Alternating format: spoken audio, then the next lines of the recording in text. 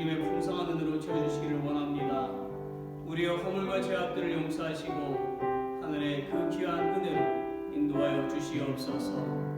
모든 것 주님께서 영광을 받으실 것을 믿사옵고 우리를 구원하신 예수 그리스도의 이름으로 기도드립니다. 아멘. 구주의 십자가 보혈로 우리 찬송 부르시면서 비춰 나갑니다.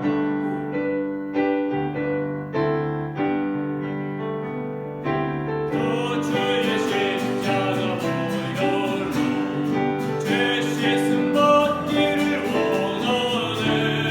내 죄를 씻으신 이름 찬송합시다.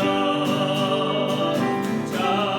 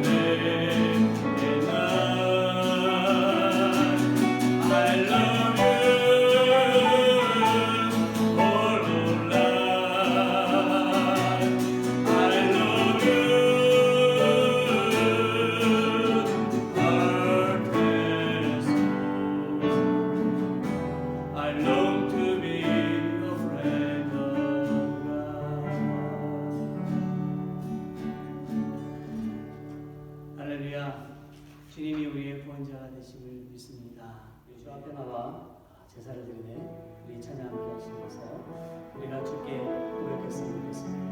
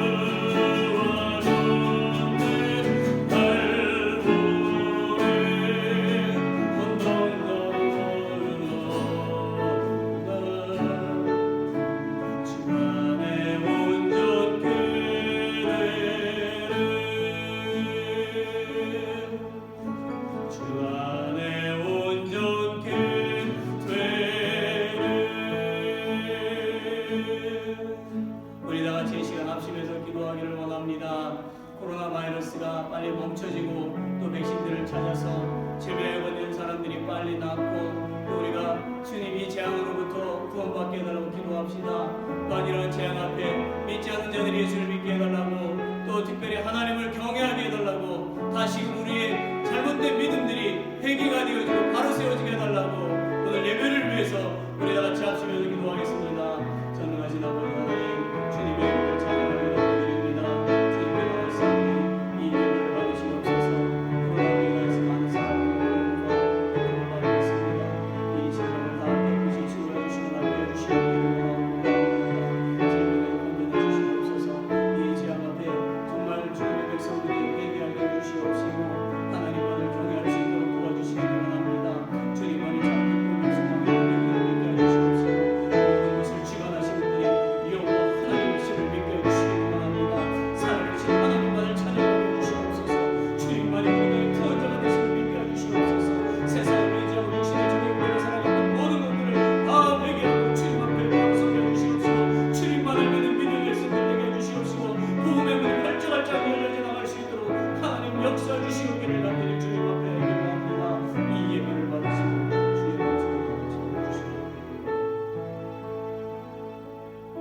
전능하신 하나님을 찬양합니다. 만군의 여호와를 찬양합니다. 우리의 기도를 응답하신 하나님을 찬양합니다. 이 예배를 받으시옵시고 하나님의 음성 가운데 순종하는 우리 모두가 되게 하여 주시옵소서. 주님만이 우리의 기쁨의 소망의 능력이 되심을 믿게 하여 주시옵소서. 모든 것 주님께 감사를 드리고 예수 그리스도의 이름으로 기도드립니다. 아멘. 예수 가장 귀한 그 이름 부르시면서 준비하신 예물 봉헌하도록 하겠습니다.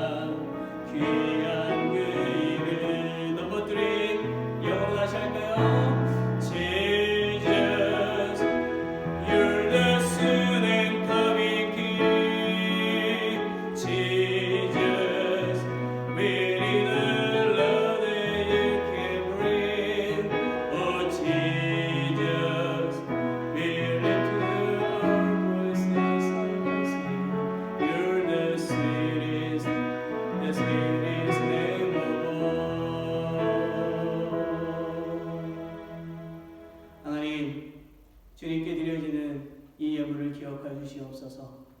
한 주간의 삶을 인도하시고 주님께서 먹여주신 그 은혜를 찬양하며 영광을 돌립니다. 아버지 하나님께서 기뻐 받으시는 예물이요 주의 은혜가 풍성한 예물이 되게 해주실 것을 믿습니다. 우리들을 늘 지키시고 보아주시는 주님을 찬양하오니 주여 이 예물을 연락하시고 하늘의 영광이 되어지며 영혼들을 살리고 구원하는 복된 물질이 되게 하여 주시옵소서. 모든 것 주님께 감사를 드리고 축복하며 예수 그리스도의 이름으로 기도드립니다. 아멘.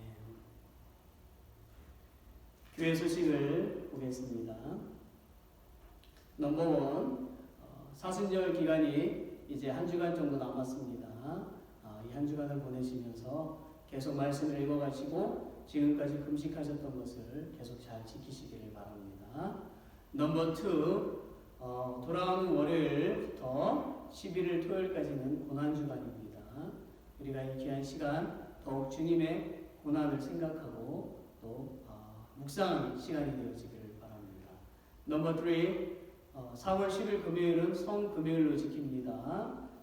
여러분들이 PPT에 보시는 대로 지금 그 성금요일 주께서 십자가에서 이렇게 순환을 당하시고 죽으시는 장면이 그림으로 있습니다. 보시고 우리가 귀한 하루를 보냈으면 좋겠습니다. 넘버 4, 주일 예배와 친교 액티비티가 계속해서 우리가 가정에서 예배를 드리고 교회에서 액티비티는 오직 새벽 예배만 있습니다. 계속 우리가 이 시간들을 잘 지켜나가고 또 예배 시간들을 잘 지키고 유튜브를 통해서 예배를 드리시기를 바랍니다. 넘버 5, 헌금에 관해서 계속 또 말씀을 드립니다. 교회 주소로 매주 헌금을 보내주시기 바랍니다. 헌금은 반드시 체크로 보내주시기 바랍니다. 넘버 6, 특별기도 계속 이제 우리가 기도하는 제목인데 며칠 전 버지니아 주지사가 이제 6월 10일까지 집에 머물도록 명령을 했고 또 가정에 이렇게 방문하는 것을 이제 금지하는 그러한 명령을 했습니다. 그만큼 상황이 좋지 않은데요. 우리가 계속해서 이 바이러스가 멈춰지고 우리가 이 재앙으로부터 구원받을 수 있도록 또 하나님의 귀한 자비하심을 긍휼하심을 위해서 기도합시다. 또 성도들의 건강을 위해서도 기도합시다. 넘버 7, 4월 12일 부활주일 같이 한 자리에 모여서 예배를 드리면 너무너무 좋은데 부득이 그렇게 하지 못하게 되었습니다. 각 가정에서 또 부활주일 예배를 또 그렇게 드리시기를 바랍니다. 넘버 8, 이종호 선교사님 위해서 계속해서 기도해 주십시오. 하나님의 놀라운 역사가 임하는 그러한 일들이 우리 가운데 있기를 또 계속 기도하시기를 바랍니다. 특별 헌금으로 자원하실 분들은 또 그렇게 헌금을 같이 보내주시면 되겠습니다. 할렐루야. 오늘 우리가 함께 보실 말씀은요, 요한복음 12장 13절에 있는 말씀입니다. 우리 같이 함께 읽어볼까요? 종려나무 가지를 가지고 맞으러 나가 외치되 호산나 찬송하리로다 주의 이름으로 오시느니 곧 이스라엘의 왕이시여 하더라. 오늘은 종려주일이라고 하지요. 그 이유는 오늘 우리가 읽은 요한복음 12장 13절에서 사람들이 마지막 유월절을 지키기 위해서 감람산 벳바게에서 예루살렘에 입성하시는 예수님을 종려나무 가지를 흔들며 환영했기 때문입니다. 수많은 사람들은 예수님을 환영하면서 외친 말이 있어요. 뭐였죠? 호산나였습니다.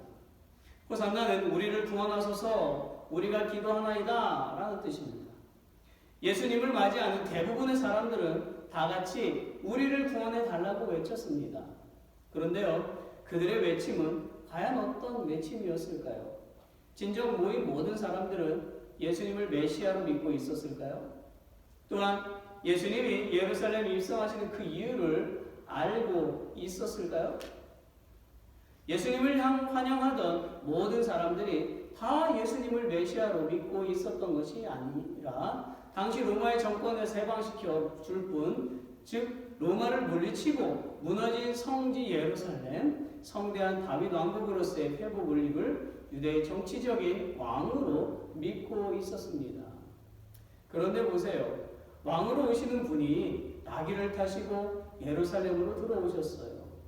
게다가 환영을 받아서 예수님도 기쁨이 넘쳐야 하는데 예루살렘에 들어오시자마자 마태복음 21장에서는 성전에서 장사하는 사람들에게 화를 내시며 성전을 정화하셨어요. 오늘 본문 뒤에 있는 요한복음 12장 24절에 보니까 예루살렘에 들어오신 후에 한 알이 미리 땅에 떨어져 죽어야만 많은 열매를 맺는다는 말씀을 하셨어요. 즉 예수님은 모인 우리에게 유대인의 왕으로 오신 것이 아니라 십자가에서 거룩한 죽으심으로 온 인류를 구원하실 것을 비유로 말씀하셨던 것입니다. 그런데 수많은 사람들이 예수님의 말씀이나 행동을 깨닫지 못했습니다. 그래서 예수님이 잡히시고 십자가 고난을 받자 호산나 하고 환영하던 사람들 중 대부분은 돌변해서 예수님을 저주하고 실망하고 떠났던 것입니다. 심지어 예수님을 따르던 제자들도 다 떠나고 말았어요. 다 자기 길로 갔어요. 우리는 어떤가요? 호산나 나를 구원해 주세요 라고 외치고는 있는데 그 외침이 혹시 현실적인 인생의 문제에만 멈춰져 있진 않나요? 오늘 우리는 우리의 영혼을 구원해 달라는 호산나 외침이 있어야 합니다. 예수님이 예루살렘에 입성하신 이유를 깨달을 때에 진정한 호산나를 외칠 수가 있습니다. 그렇다면 예수님이 예루살렘에 입성하신 이유는 무엇인가요? 그 이유는 이사야 53장 5절 그가 찔림은 우리의 허물을 인함이요 그가 상함은 우리의 죄악을 인함이라 그가 징계를 받음으로 우리가 평화를 누리고 그가 채찍에 맞음으로 우리가 나음을 입었도다. 말씀에서 찾아볼 수가 있습니다. 첫째는 예수님은 우리의 허물을 용서하시려고 입성하셨습니다. 이사야 53장 5절에 나타난 대리적 속죄에 대한 명쾌한 진술 때문에 이 구절은요 모든 독실한 기독교인에게 귀중한 말씀이 되지요. 본절은 놀랄만한 분리적 접속사 그러나로 시작이 됩니다. 다시 말한다면 우리는 그가 자신의 죄로 인하여 하나님께 맞았다고 생각했으나 그가 맞은 실제 이유는 우리의 허물 때문이라는 것입니다. 예수님은 실로 우리의 허물을 용서하기 위해서 가시로 찔림을 당하셨습니다. 여러분, 허물은 무엇인가요? 허물은요, 죄악보다는 가벼운 것으로 저지른 잘못이나 모자라는 점이나 결점을 말합니다. 우리 중에 완벽한 사람이 있나요? 우리는 누군가와 다툴 때에 자신의 완벽함을 나타내려고 하지요. 즉, 당신 잘났습니다 라고 하는 것이지요. 사실 우리가 다투는 것은요, 서로 잘나서가 아니라 서로 모자라기 때문입니다. 허물이 많아서 그런 것입니다. 우리의 허물의 대표적인 것이 무엇인가요? 말실수 아닙니까? 아, 내가 그런 말을 왜 했을까? 이미 때는 늦었네. 그렇게 말하고 나서 후회하지요. 우리는 말실수가 많은 사람이요, 결점도 많고 허물도 많은 사람들입니다. 어느 음악회에 있던 일입니다. 그날 오케스트라를 지휘하기로 된 가난한 음악가는요, 새 예복을 장만할 여유가 없었어요. 그래서 낡은 예복을 입고 이제 지휘를 하게 되었어요. 그런데 지휘 도중에 그만 그 낡은 예복이 찢어지고 말았습니다. 그래서 지휘자는 한 곡이 끝나자 그 낡아서 찢어진 예복을 벗어야만 했어요. 그러자 사람들은 셔츠 차림으로 지휘를 하는 그를 향해서 막 킬킬거리며 조롱하고 웃었습니다. 그러나 지휘자는 주위가 소란해도 아랑곳하지 않고 열심히 지휘를 하였습니다. 이때 맨 앞에 앉아있던 어느 신사가 조용히 자기가 입고 있던 그 겉옷을 벗음으로써 지휘자와 같이 셔츠 차림이 되었어요. 그러자 그것을 보고 있던 사람들도 옷을 하나씩 둘씩 그렇게 전부 다 벗었습니다. 그 결과 그날의 연주는 그 어떤 연주보다 더 감격적이었고 성공적으로 마칠 수가 있었습니다. 여러분, 우리는 이웃의 실수나 아픔을 보며 비웃거나 조롱할 것이 아니라 주의 사랑으로 이해하며 감싸 주어야 할 것입니다. 이와 같이 우리가 우리의 부끄러운 허물로 하나님 앞에 나아갈 수 없기에 예수님께서 친히 내 허물을 짊어지시고 가시로 찔림을 당하시는 것입니다. 여러분, 예수님이 쓰신 그 가시 면류관이 얼마나 고통스러운 것이었는지 아시나요? 일부 학자들은 현재 마다가스카르에서 자생하고 있는 학명으로 유포르비아 밀리라는 나무가 바로 예수님의 머리에 씌웠던 가시 면류관을 만들었던 나무라고 주장했습니다. 이 나무에서 흘러나오는 끈적끈적한 수액에 독성이 들어있는데 이것이 몸에 닿으면 피부에 물집이 생기고 두통과 복통이 일어나며 입술에 경련이 일어나고 목이 아프며 구토가 생긴다고 합니다. 예수님은 이런 가시면류관을 약 8시간 동안 쓰고 계셨습니다. 사랑하는 여러분, 실로 예수님은 우리의 허물을 용서하시기 위해서 그런 고난을 당하셨던 것입니다.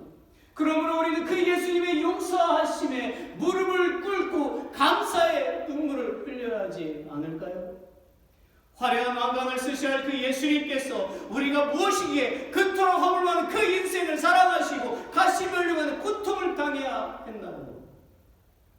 우리는 옆에 있는 사람의 허물을 덮어주어야 합니다. 내 아내, 내 남편, 내 자녀들, 내가 알고 있는 모든 사람들의 허물을 용서해야만 합니다. 그것이 바로 주님의 은혜에 보답하는 것입니다.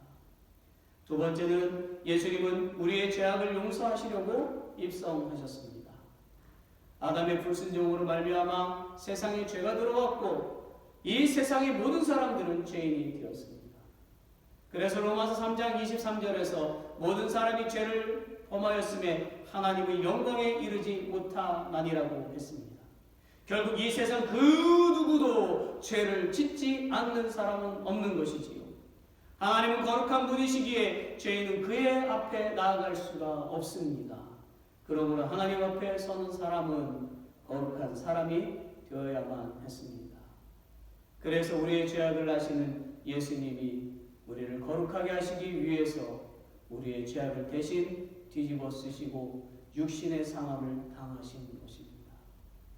그렇다면 예수님의 상함은 어떤 것인가요? 예수님은 예루살렘에 입성하시면서 많은 사람들에게 칭송을 받으면서 환대를 받으셨습니다. 모든 사람들은 자신의 그 옷을 벗어서 길 위에 깔았고 종려나무를 깔았고 흔들면서 이렇게 외쳤어요. 호산나 다윗의 자손이여, 주의 이름으로 오시는 왕이여. 그러나 며칠 뒤에 그들은 예수님을 죄인 취급했습니다. 결국 유대인들은 악한 살인자 바라바는 살려주고 죄 없으신 예수님에게 십자가형을 선고했습니다.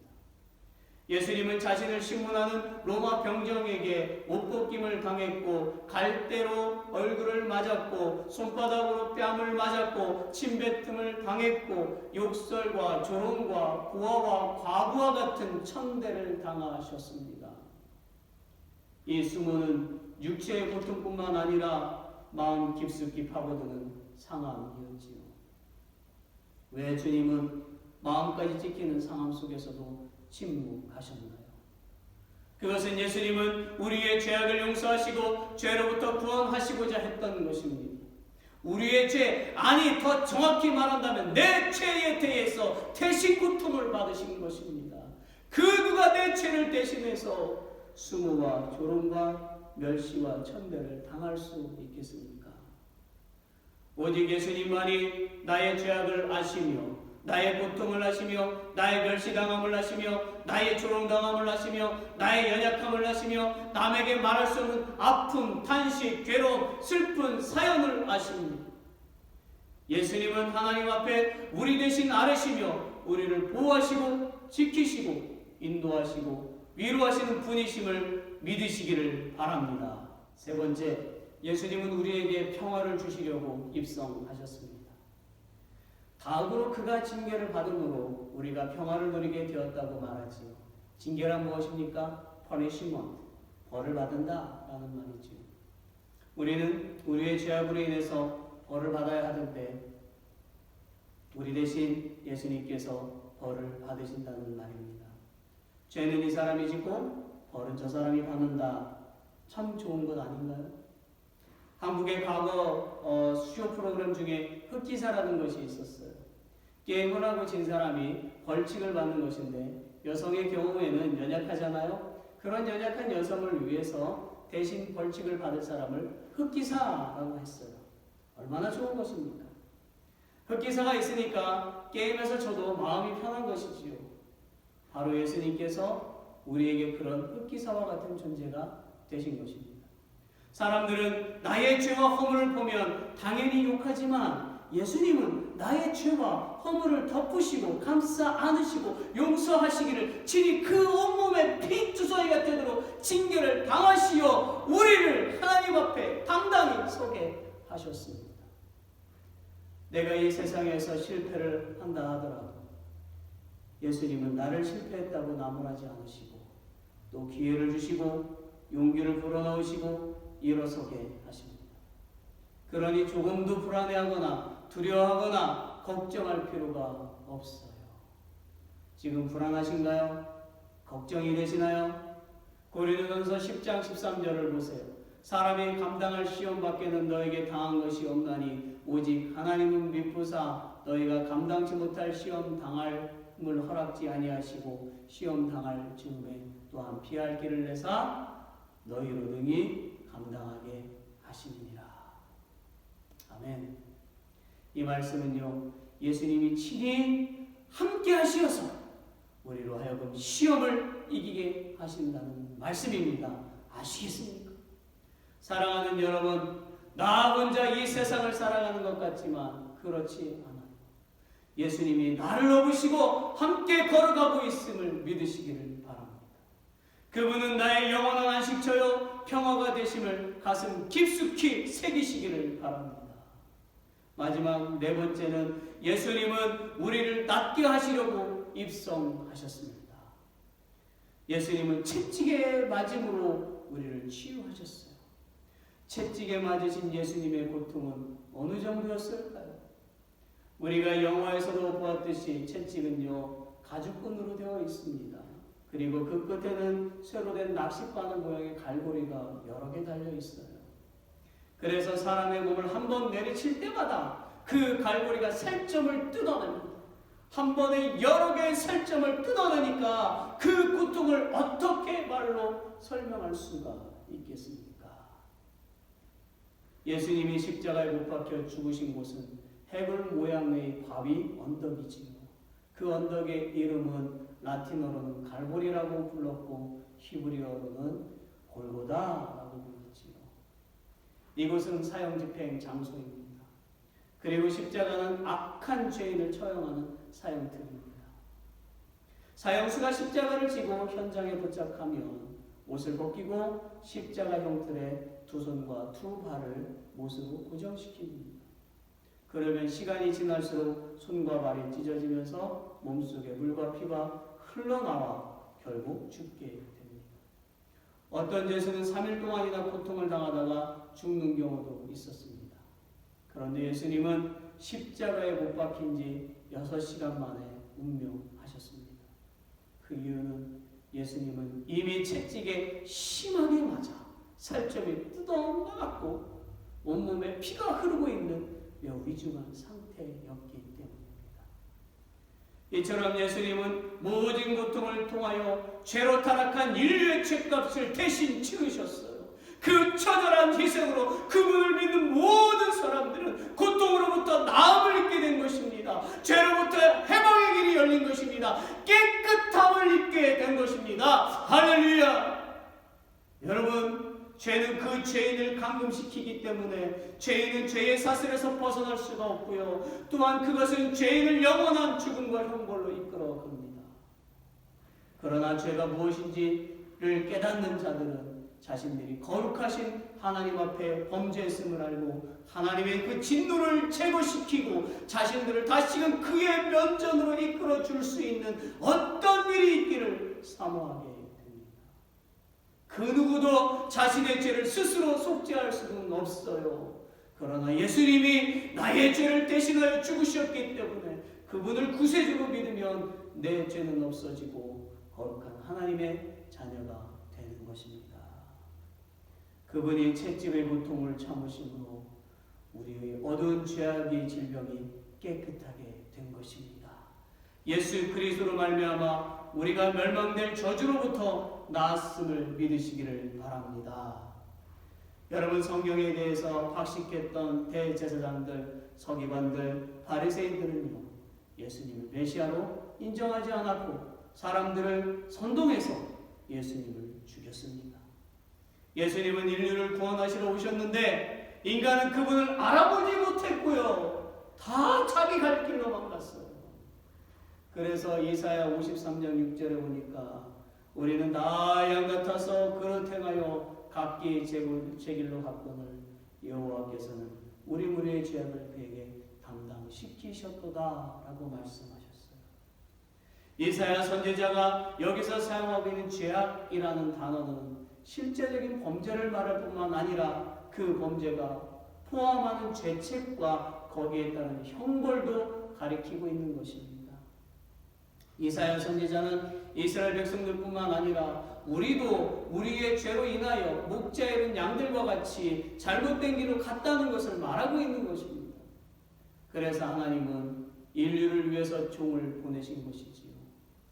종이 고난을 받아야만 하는 그 이유는 우리가 하나님의 명령들을 어기고 그릇된 길로 갔기 때문입니다.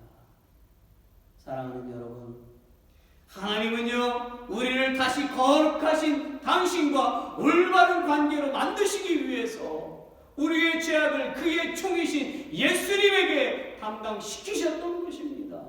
그리하여 우리의 것이었던 그 죄책과 더불어 무서운 형벌이 예수님에게 전가되었던 것이지요. 이 구절에는 전적 부패의 교리가 있어요. 이 말은 우리가 죄로 가득 차 있다는 사실을 밝혀주고 있어요. 우리는 이미 범죄의 그릇된 길로 가버렸어요.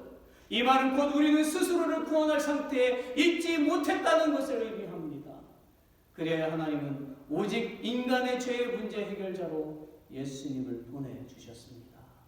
그러므로 양같이 다른 길로 가지 말고 오직 예수님 앞으로 나와야만 합니다. 말씀을 맺겠습니다. 어느 목사님이 농부의 집에 하숙을 하고 있었어요. 그 농부는 예수님을 믿지 않았습니다. 그래서 믿음이 있었던 그의 부인은 늘 남편을 위해서 기도를 했어요. 목사님은 항상 그리스도의 십자가의 죽음의 의미를 그에게 설명할 기회를 찾고 있었어요. 그러던 어느 날 아침 농부가 목사님을 부르더니 닭장에 같이 가보자는 것입니다. 닭장에 가보니까 닭장 둥지에 암탉이 앉아 있는데 그 날개 밑에서 막 병아리들이 삐약삐약 소리를 내면서 한 마리씩 나오고 있는 거예요. 그런데 농부는 목사님께 그 암탉의 머리를 건드려 보라고 했어요. 목사님이 암탉을 건드리자 움직임이 없었어요. 간밤에 죽은 것입니다. 농부는 목사님께 이렇게 말해요. 저 머리에 상처를 보세요, 목사님. 쪽제비란 놈이 암탉의 몸에서 피를 다 빨아먹었는데도 쪽제비가 새끼들을 잡아먹을까봐 꼼짝도 하지 않고 새끼를 지키다가 죽은 것입니다.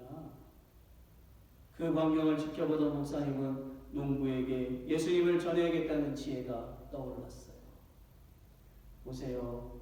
암탉이 새끼를 지키기 위해서 죽은 것이 바로 예수님이 우리의 죄를 위해서 죽은 것과 같은 것입니다.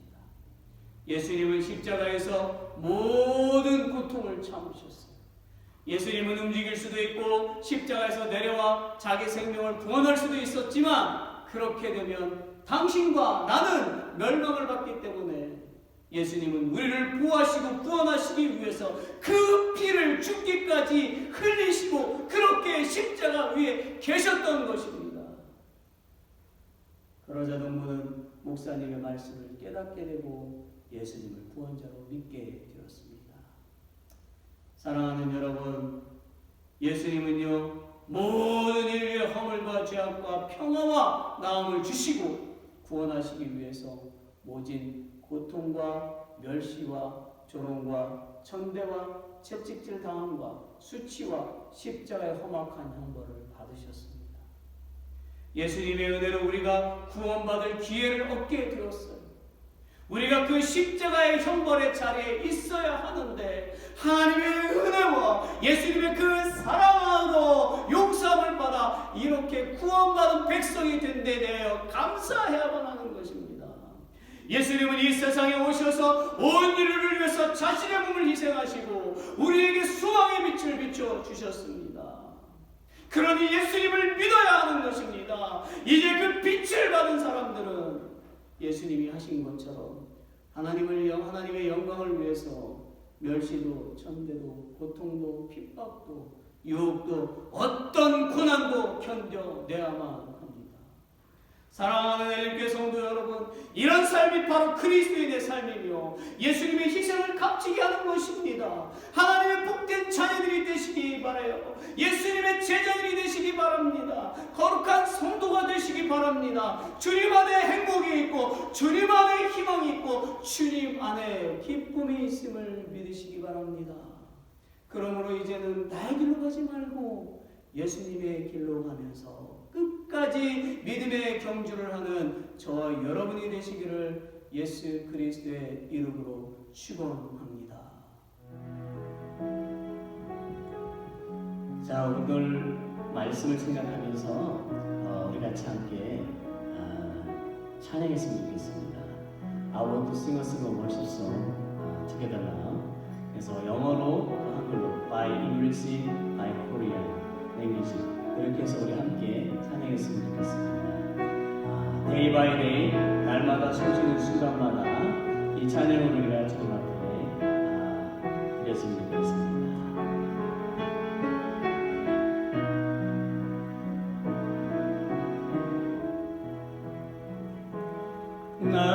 날마다 숨쉬는 순간마다 내 앞에 어려운 일 보내 주님 앞에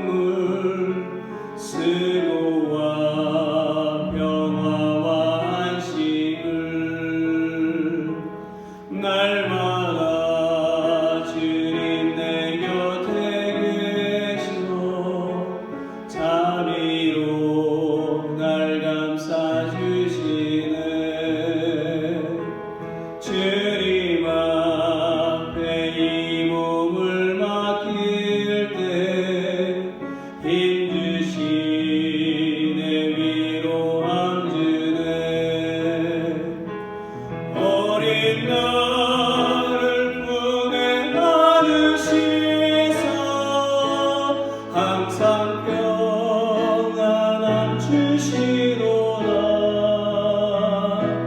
내가 살아 숨을 쉬는 동안 살피신다 약속하셨네. 인생의 어려운 순간마다 주의 약속 생각해보네.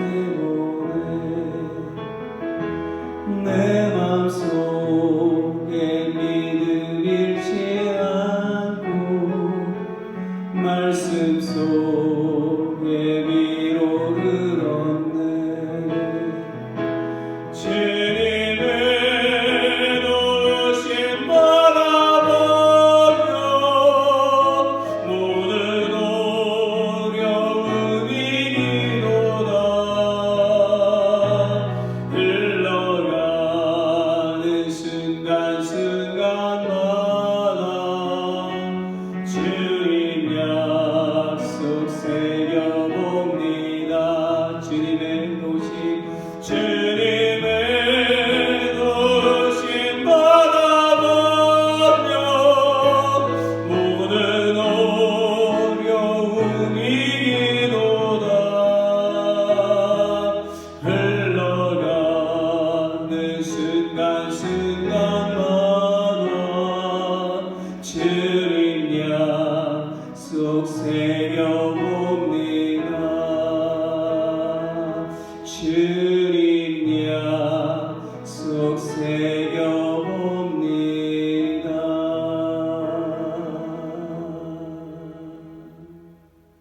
아멘. 자, 우리 이제 모두 다 일어나셔서 두 손 들고 찬양합니다. I lift my hands. 우리 찬양하시고 축도로 예배를 마치도록 하겠습니다.